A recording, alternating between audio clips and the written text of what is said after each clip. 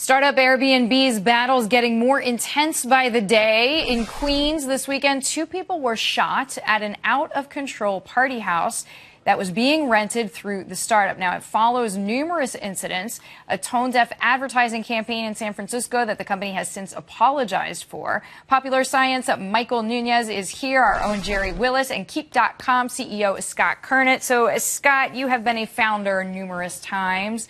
Is this growing pains for Airbnb, or do they really need to look at what they're doing and say, how are we interacting with our communities? So it's growing pains. They're a huge company. They're doing something that hasn't been done before. So new things will happen. You know, this house party that happened was actually rented for house parties. So this $1.2 million house, the basement was normally $500. They paid $1,000, whatever.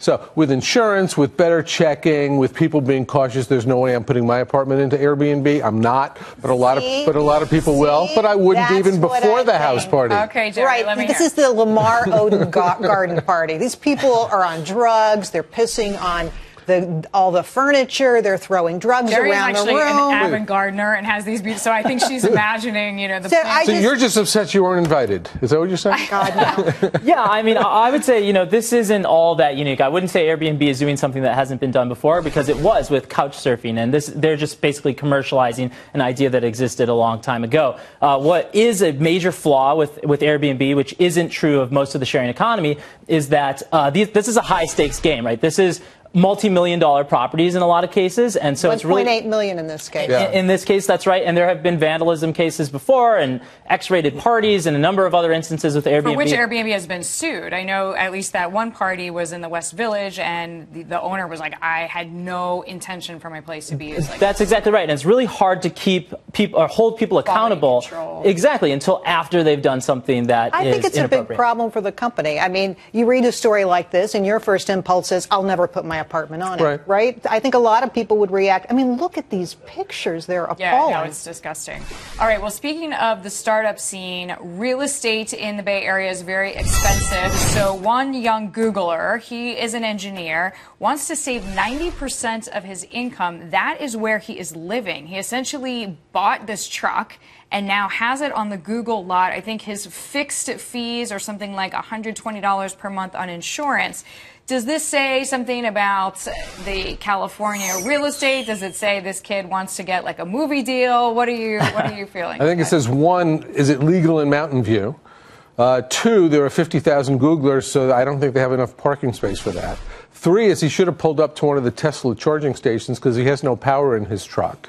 And what interests me for all of society is half of our property is vacant, right? Your house is empty right now. When you're home, it's vacant here. So there's a bigger thing here, and I think it's an opportunity. It's kind of like an Airbnb. We've got half of our property vacant at any time. This kid's clever. I mean, living in a truck is not the best thing in the world. He should probably cut a window in.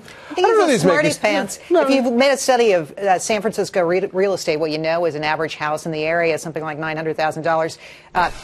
Prices for houses in that area have gone nowhere but up, and I think that it's a pose among millennials that they don't want houses. They do. They just can't afford them. Yeah, $900,000 is a lot of money. I don't think it's a statement. I think it's a great way to save money. Well, and it doesn't surprise me at all, because as a millennial, it's really, really difficult to save money. I mean, I think most millennials across the country would tell you that, especially in urban areas like San Francisco and Manhattan. So this is just a product of his environment, unfortunately. And don't forget, this kid is 23 years old. He's a software engineer, so he has a technical mind and is made to solve problems. And I guess he's not there for the amenities. and it's probably not that much worse than his dorm room, and he has no roommate because who would want to live there with him? I was thinking the New York version of that is basically 4 people in a 1-bedroom, which at one point that was happening in my life. Not for a long term, but it happens. Michael Nunez, Gerri, Willis, Scott Kurnit, thank you very much.